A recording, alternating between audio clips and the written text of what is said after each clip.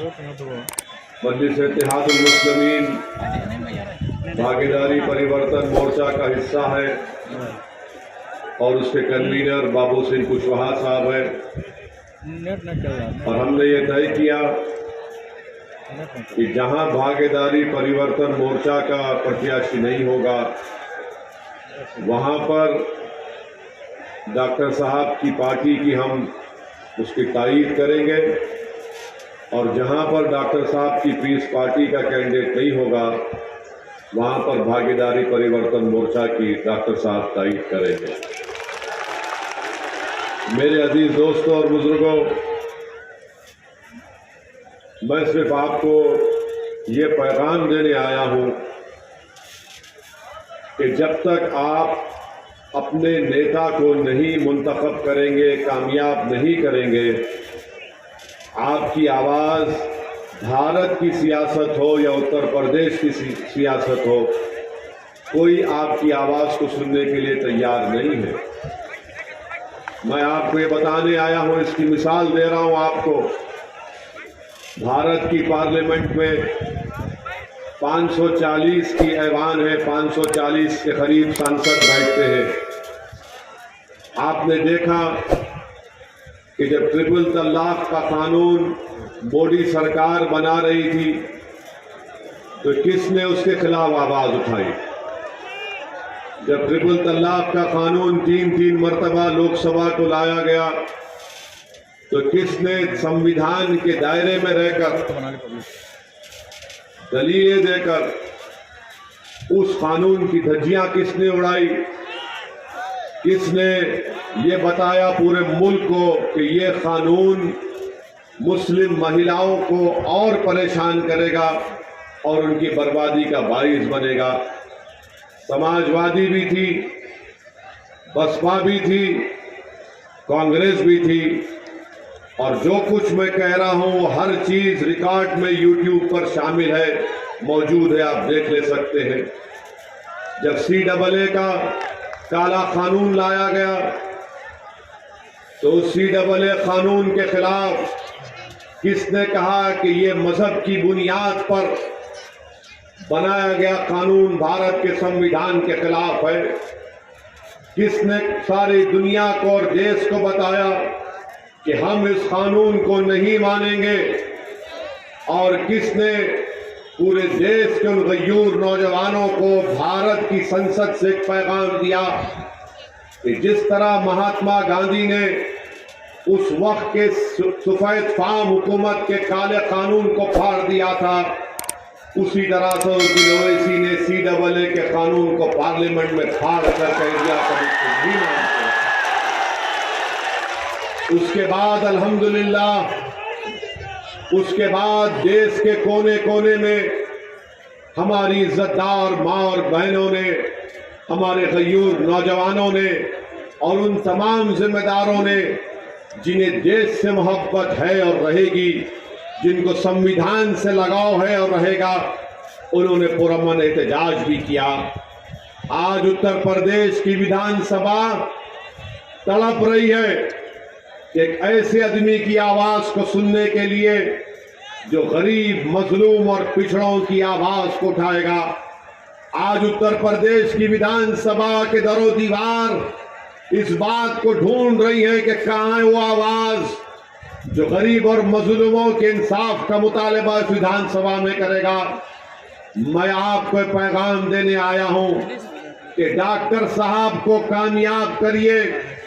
आपने पहले भी उनको अपने वोट और दुआओं से कामयाब किया था, आप दोबारा डॉक्टर साहब को कामयाब करिए ताकि उत्तर प्रदेश में अगर ये जीत के जाएंगे इंशाअल्लाह तो ये डॉक्टर साहब की इनफरादी कामयाबी नहीं होगी, ये आपकी कामयाबी होगी, ये मजलूमों की कामयाबी होगी, ये गरीबों की कामयाबी होगी, ये उन लोगों की कामयाबी होगी जिनकी जबानों को बंद कर दिया गया, ये उन लोगों की कामयाबी होगी जिनके बहते हुए आंख से आंसुओं को कोई नहीं देख रहा है, ये उन लोगों की कामयाबी होंगी जो ख्वाब देख रहे हैं कि मुझे भी हिस्सेदारी में हिस्सा मिलना चाहिए।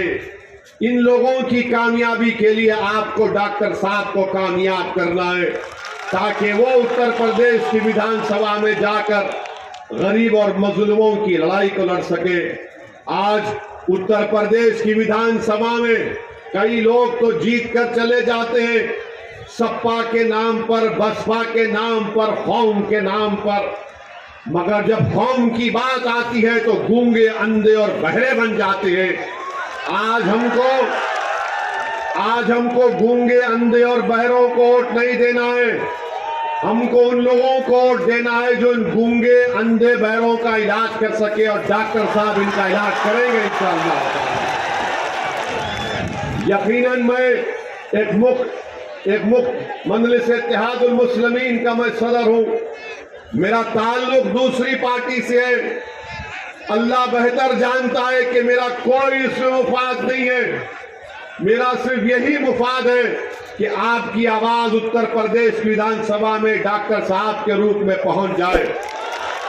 मेरा इनसे कोई रिश्ता नहीं है। सुनो आप, मेरा इनसे, डॉक्टर साहब से कोई रिश्ता नहीं है, मेरा इनसे कोई ताल्लुक भी नहीं है। हाँ, मगर एक रिश्ता है जो रब्बे करीम ने आपको हमको जोड़ दिया। मैं तुमको उस रिश्ते का वास्ता दे रहा हूं। निकलो और वोट डालो डॉक्टर साहब को। डॉक्टर साहब कामयाब होंगे। डॉक्टर साहब जब कामयाब होंगे तो हारेगा कौन, बताओ? जब डॉक्टर साहब कामयाब होंगे तो हारेगा कौन? कौन हारेगा? कौन हारेगा? डॉक्टर साहब अगर कामयाब होंगे इंशाअल्लाह आपके दुआ वोटों से, तो कौन हारेगा? ना सिर्फ वो, बल्कि दौलतमंद के गुरूर, दौलत के गुरूर में जो शख्स डूबा हुआ है और ये समझ रहा है कि इन गरीबों के ईमान को और जमीर को दौलत की बुनियाद पर खरीद दूंगा, उसकी शिकस्त होगी, उसकी हार होगी। और याद रखो, अगर कोई दौलत की ताकत पर ये कह रहा है कि मैं किसी का ईमान खरीद लूंगा, मैं किसी का जमीर खरीद लूंगा, अरे तुम हमारी तारीख को नहीं जानते, तुम हमारी तारीख को नहीं जानते। हाँ, जो अबू जहल और अबू लहब और यजीद का साथी होगा वो दौलत पर अपना ईमान और अपना जमीर बेचेगा। जो हुसैनियत का परचम उठाए हुआ है वो दौलत और ताकत के आगे सर नहीं झुकाएगा, ना कभी झुका सकता है। दौलत को हराना है और अजमत को जिताना है। दौलत को हराना है और अपनी आवाज को जिताना है। आज लोग दौलत के सहारे चुनाव जीतना चाहते हैं, तो मैं उनसे कहना चाह रहा हूं कि तुम हमारी तारीख को भूल गए, तुम ताइफ और मक्का की तारीख को भूल गए। अरे हम उनके नाम लेवा हैं जिन्होंने कहा था कि एक हाथ में चांद और सूरज को भी दे दो तब भी हम राय हक से मुंह मोड़ने वाले नहीं हैं। ये हक की लड़ाई है, याद रखो। डॉक्टर अय्यूब की लड़ाई और ओवैसी यहाँ पर आया है तो हक को कामयाब करने के लिए आया है, हक को गालिब करने के लिए आया है और बातिल ताकतों को शिकस्त दिलवाने के लिए आया है। तो आप दौलत को कामयाब करेंगे या अपनी आवाज को कामयाब करेंगे? आप दौलत को कामयाब करेंगे या अपनी इज्जत को कामयाब करेंगे? आप दौलत को कामयाब करेंगे या जमीर की बुनियाद पर डॉक्टर साहब को वोट देंगे? किसकी बुनियाद पर वोट देंगे? ये लोग आज पैसों के थैलियां लेकर आ रहे हैं। 2 साल पहले नजर नहीं आए जब CAA NPR का एहतजाज चल रहा था? अगर इतनी दौलत तुम्हारे पास है तो कहां की वो दौलत? तुमने कितने स्कूल, अस्पताल, तुमने कितने गांव में बिजली का इंतजाम किया जो डॉक्टर साहब जब विधायक थे उन्होंने ये काम करवाया था। डॉक्टर साहब 2017 में नहीं जीते मगर वो हमेशा आपके दरमियान में रहे, हमेशा आपकी गम में, आपकी खुशी में शामिल रहे। मेरे अजीज दोस्तों और बुजुर्गों, एक पूरी मंसूबाबंद तरीके से साजिश की जा रही है कि जहां कहीं भी आवाज उठेगी सच्चाई की, मजलूमों के इंसाफ की, जालिमों को हराने की, तो तमाम दुश्मन एक होकर ये कोशिश कर रहे कि हक की आवाज को दबा दो, क्योंकि इनको मालूम उत्तर प्रदेश की 400 की विधानसभा में अगर एक डॉक्टर अयूब पहुंच गया तो इन सब की नींदें हराम हो जाएगी। इसीलिए इनकी हराम की दौलत को इस्तेमाल किया जा रहा है ताकि आपकी आवाजों को दबा दिया जाए। अरे डॉक्टर अयूब की जिंदगी आपके सामने कोई अहमियत नहीं रखती। हम सब इस दुनिया में आए तो जाएंगे, मगर याद रखो कौन तुम्हारे लिए लड़ेगा, कौन तुम्हारी नाइंसाफी के खिलाफ आवाज बुलंद करेगा, कौन तुम्हारी हक को जताने के लिए सारी दुनिया के सामने कहेगा उत्तर प्रदेश की विधानसभा में कि खलीलाबाद की जनता हो, पूर्वांचल की जनता हो, उत्तर प्रदेश की जनता हो, मैं इन पर जुल्म को बर्दाश्त नहीं करूंगा। बताओ कौन तुम्हारी आवाज उठाएगा। असदुद्दीन अवैसी इसी बात को समझते हुए, महसूस करते हुए मैं आपके दरमियान में आया हूं और मैंने डॉक्टर साहब से कहा, डॉक्टर साहब अगर जिंदगी बाकी रही तो इंशाअल्लाह ताला 24 में भी हम सबकी नींद हराम करेंगे इंशाअल्लाह। तो जो दुश्मन दौलत लेकर आ रहा है प्यारे, थोड़ी बचा के रख, 24 में फिर आएंगे हम। कहीं ऐसा ना हो कि डॉक्टर की मोहब्बत में तू खुद तेरी दौलत खत्म हो जाएगी, मगर 24 में हम आएंगे। मेरे पास भी कोई दौलत नहीं है, मेरे पास भी कुछ दौलत नहीं है। लोग बोलते हो इसी के पास क्या है, मेरे पास ईमान की दौलत है और वही मेरे लिए काफी है। मेरा ज़मीर जिंदा है, मेरा ज़मीर जिंदा है और इंशाअल्लाह जिंदा रहेगा। मुझ पर गोलियां इसलिए चलाई गई ताकि मेरी आवाज को खत्म कर दिया जाए, क्योंकि जब देख लिए कि ये ताकत से डरने वाला नहीं है, जब देख लिए कि इख्तिदार से डरने वाला नहीं है, जब देख लिए कि दौलत इसको खरीद नहीं पाएगी, तो उन्होंने सोचा कि चलो गोलियों से इसको खत्म कर देंगे। अरे तुम गोलियां जितने चलाना है चलाओ, मगर याद रखो ओवैसी इस दुनिया में उस वक्त तक रहेगा जब तक अल्लाह चाहेगा, मगर जब तक अल्लाह मुझे जिंदा रखेगा।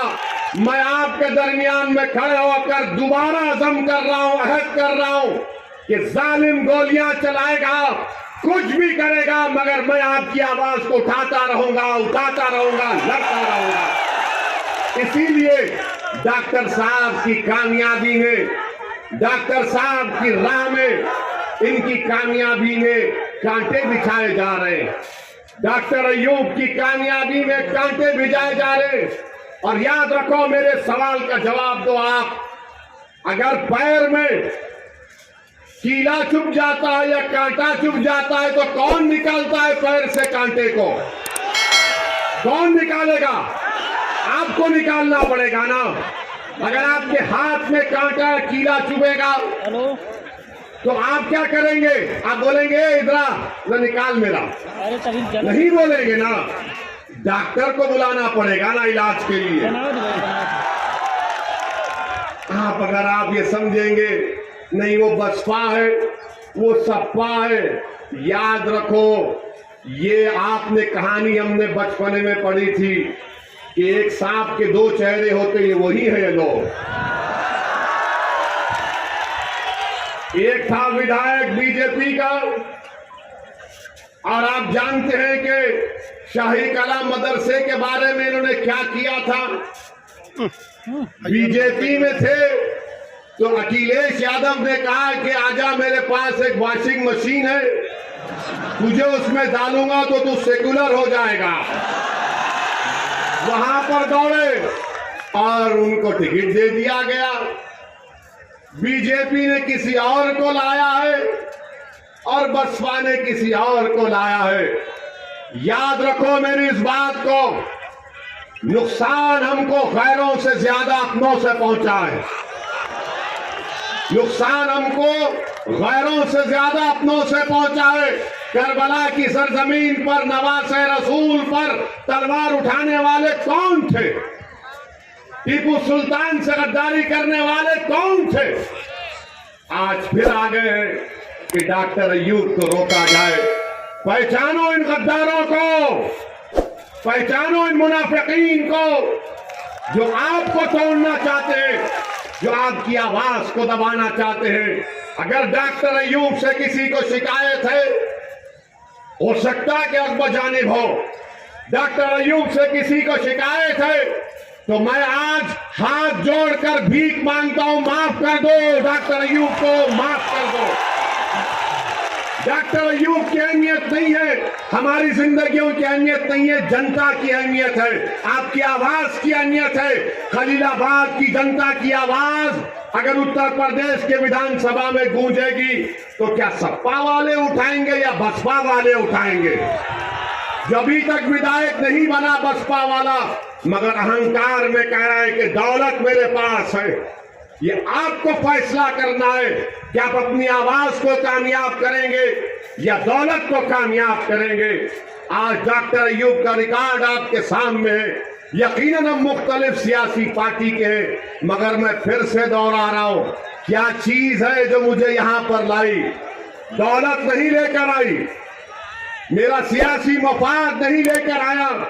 मैं देख रहा हूं कि उत्तर प्रदेश में 22 बच्चों को CAA NPR NRC में गोली मारकर उनका कत्ल कर दिया गया। मैं देख रहा हूं, आप देख रहे हैं कि जेलों में डाल दिया गया। मैं देख रहा हूं कि एनकाउंटर के नाम पर किसको निशाना बनाया गया। हम देख रहे हैं कि वो बच्चा कासगंज का पुलिस स्टेशन में उसको मार दिया गया। हम देख रहे हैं कि कानपुर में 80 साल बूढ़े को दाढ़ी को खींचा गया, उसके मुंह पर पेशाब कर दिया गया। अरे जब तमाम दुश्मन एक हो गए तो क्या ओवैसी और डॉक्टर अय्यूब एक नहीं हो सकते? होना भी चाहिए, होना भी चाहिए, वक्त का तकाजा है। आप अल्लाह से दुआ करिए कि अल्लाह हमारे दिलों को और मिला दे।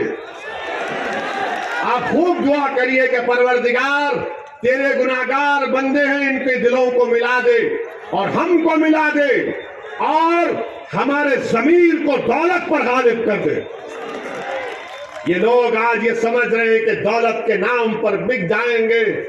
अरे दौलत के नाम पर अगर बिकते तो ताइफ करबला की तारीख सामने नहीं आती। इख्तिदार के सामने अगर झुक जाते तो फिर आज यहां तक नहीं पहुंचते। मेरे अजीज दोस्तों और बुजुर्गों, हिम्मत और हौसले को बुलंद रखिए। नामसाइब हालात जरूर है, मगर अपनी उम्मीद को बरकरार रखिए। याद रखिए, वही लोग कामयाब होते हैं, वही कौम कामयाब होती है जो तूफानों में चिराग जलाने का हुनर सीख जाती है।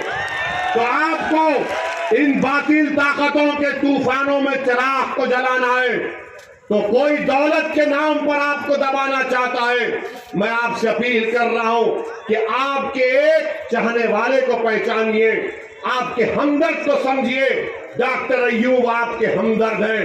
एक सवाल का जवाब दो, अगर कल कोई दूसरी पार्टी का विधायक जीत गया और अगर डॉक्टर अय्यूब भी तुम्हारे सामने विधायक होंगे, तुम किसके पास जाकर कहोगे डॉक्टर मेरा काम करेगा नहीं करेगा?